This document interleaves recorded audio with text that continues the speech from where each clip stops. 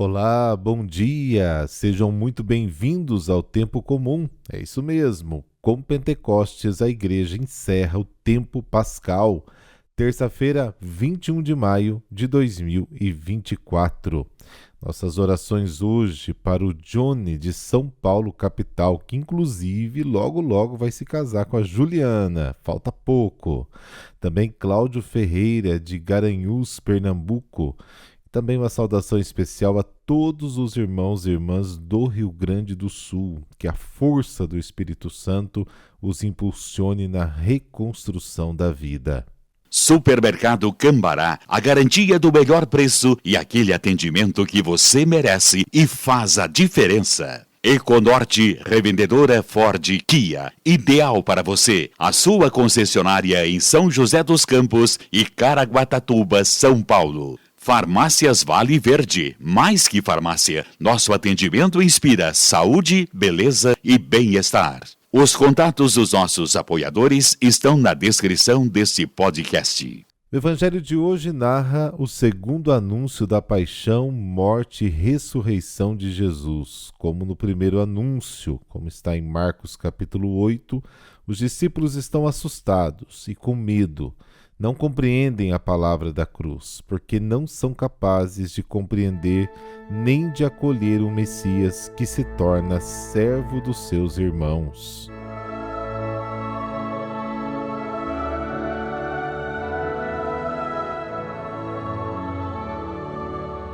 Pelo sinal da Santa Cruz, livrai-nos Deus, nosso Senhor, dos nossos inimigos. Deus Todo-Poderoso, autor da bondade e beleza das criaturas, concedei que em vosso nome iniciemos alegres este dia e que vivamos no amor generoso e serviçal a vós e a nossos irmãos e irmãs. Amém.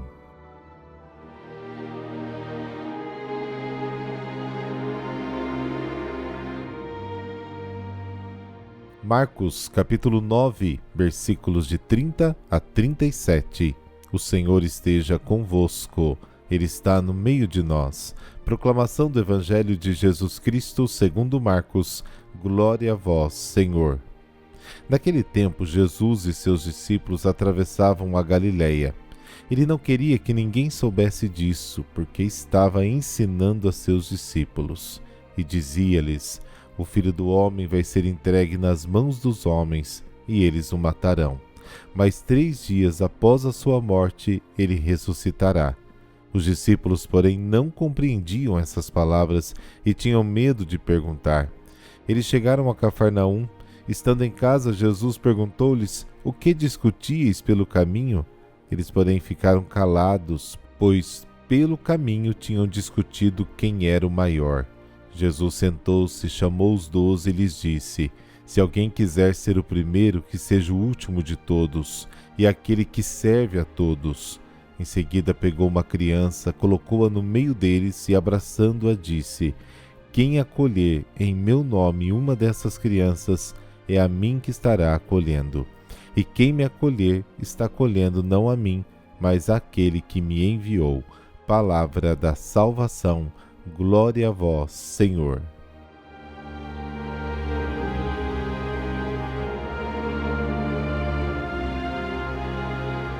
Os caminhos de Jesus não são aqueles que os homens costumam seguir.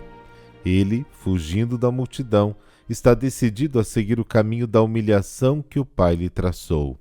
Seus discípulos, preocupados com a honra, sonham e seguem outros caminhos, tão estranhos ao de Jesus que eles próprios sentem o desconforto.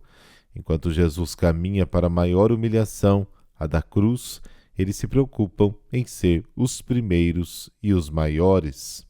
As palavras de Jesus demonstram a sua disponibilidade para viver plenamente o seu destino de morte e ressurreição. Os discípulos, porém, parecem viver em outro mundo. Já sabem que seguir Jesus significa esquecer-se de si mesmo, tomar a cruz e segui-lo, Marcos capítulo 8. Mas eles têm medo. A sua não compreensão, na realidade, é uma falta de vontade de compreender. Essa instrução que Jesus oferece aos seus apóstolos é o centro do seu ensino e a sua revelação. É o mistério de Deus que se entrega nas mãos do homem.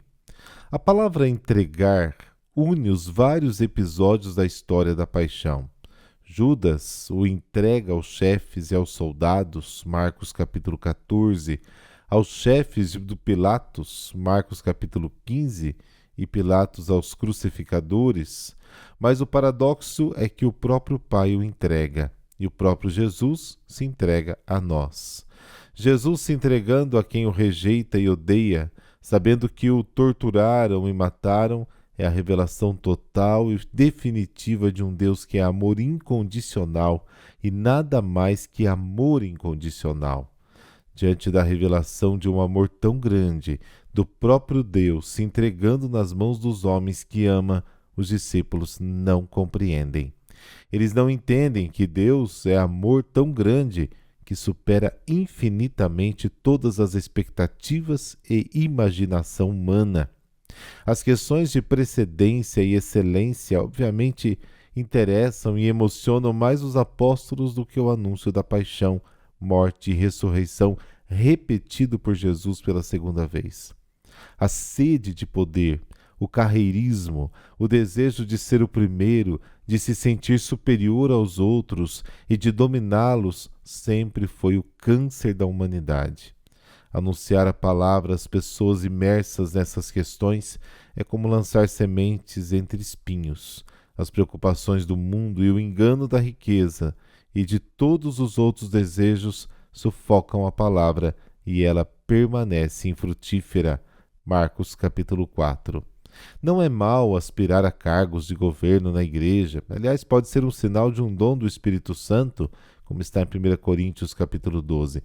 Mas é mal fazer do cargo ou do encargo uma questão de prestígio, de orgulho. É apenas uma possibilidade de servir mais e melhor. A sede de poder na igreja torna todos líderes ou simples fiéis idênticos aos líderes deste mundo que colocam fardos e sacrifícios sobre os outros e enviam outros para a cruz em vez de irem eles próprios para lá, seguindo o exemplo de Cristo. Essas pessoas são completamente incapazes, nada credíveis, de testemunhar um verdadeiro anúncio da paixão, morte e ressurreição de Cristo, vivido em primeira mão e na sua própria pele. E nós também, muitas vezes, ficarmos atentos, podemos cair nisso. Está muito próximo de nós, do nosso coração, dos nossos desejos. Os discípulos não entendem a palavra de Deus, porque tem a palavra do demônio em suas cabeças. A palavra de Jesus é amor e humildade, e a do inimigo é egoísmo, protagonismo. Quem busca o próprio ego perde a si mesmo, os outros e a Deus. Depois da primeira predição da sua paixão, o primeiro anúncio, Jesus convidou cada discípulo a carregar a sua própria cruz. Esta cruz é a negação do próprio falso eu. A luta contra a estupidez e o orgulho que levam à autoafirmação à custa de tudo e de todos. Jesus sabe que todos querem e devem se afirmar. O próprio Deus colocou esse desejo de grandeza no homem. Quem renuncia a isso, renuncia a ser homem. Mas é precisamente por esta razão que Jesus nos dá os critérios para a verdadeira realização, ao desejo de se destacar no ter, no poder, na aparência. Ele substitui o desejo de se destacar na pobreza, na humildade e na humilhação. Em outras palavras, em servir e amar até morrer pelos amigos e também pelos inimigos.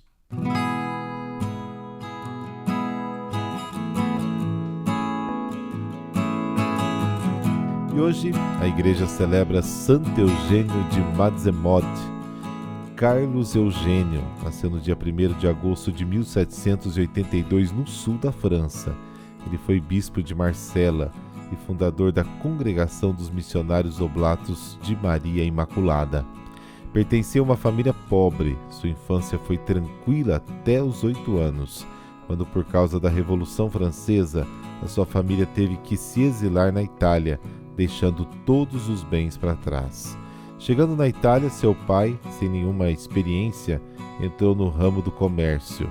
Eugênio estudava normalmente no colégio em Turim, porém após alguns anos o negócio do pai não deu certo e a família se mudou para Veneza.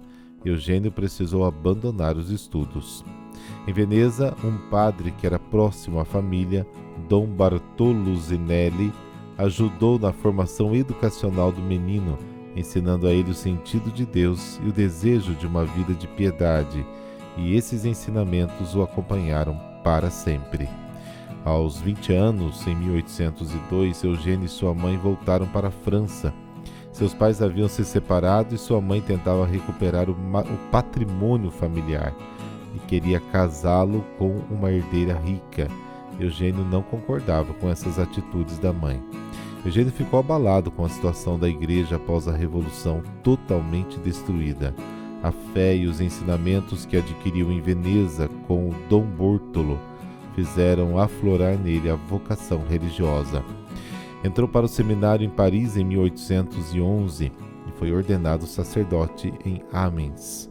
Retornando à sua cidade natal, não assumiu nenhuma paróquia. Sua missão era com os mais pobres, os ajudando espiritualmente. Prisioneiros, jovens, camponeses, doentes. Logo encontrou outros sacerdotes que se juntaram a ele para percorrer as aldeias, ensinando e passando horas e horas numa vida comunitária de orações, estudos e vivência de fraternidade. Eles se denominavam os missionários da Provença. E para garantir a continuidade da obra, porque vinham sendo perseguidos e enfrentavam a oposição do clero local, Eugênio foi até o Papa para pedir-lhe autorização para que o grupo fosse reconhecido como congregação de direito pontifício. O Papa Leão XII, em 17 de fevereiro de 1826, aprovou a nova congregação sob o nome de Oblatos de Maria Imaculada. Em 1832, Eugênio foi nomeado bispo auxiliar e sua ordenação episcopal aconteceu em Roma. O governo francês achou uma provocação tal nomeação, pois se achavam no direito de confirmar tais nomeações. Foi um período de muitas dificuldades para ele, mas se manteve firme até as coisas se acalmarem.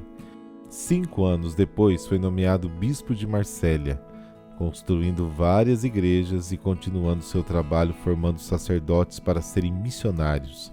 A congregação dos Oblatos de Maria Imaculada foi fundada inicialmente para levar serviços de fé aos pobres da França, mas a dedicação pelo reino de Deus e o amor pela igreja de Eugênio conduziram os Oblatos ao apostolado missionário, levando-os a se instalar em vários países. Eugênio era visto como o segundo São Paulo. Ele morreu aos 79 anos, no dia 21 de maio de 1861, deixando uma última recomendação, abre aspas, entre vós praticai o bem e a caridade, fecha aspas. E também, abre aspas, a caridade é no mundo o zelo pela salvação das almas. No dia 3 de dezembro de 1995 foi canonizado pelo Papa São João Paulo II, que disse: a glória de Deus, o bem da Igreja e a santificação das almas sempre foram as forças que impulsionaram o santo Eugênio de Mazenot. Oremos. Ó Deus, que na sua misericórdia quisestes enriquecer o santo bispo Eugênio, grandes virtudes apostólicas para anunciar o Evangelho a gentes, concede-nos por sua intercessão de arder no mesmo espírito e de tender unicamente ao serviço da Igreja e à salvação das almas. Amém. Abençoe-vos o Deus Todo-Poderoso, Pai, Filho e Espírito Santo. Amém. Boa terça-feira e até amanhã.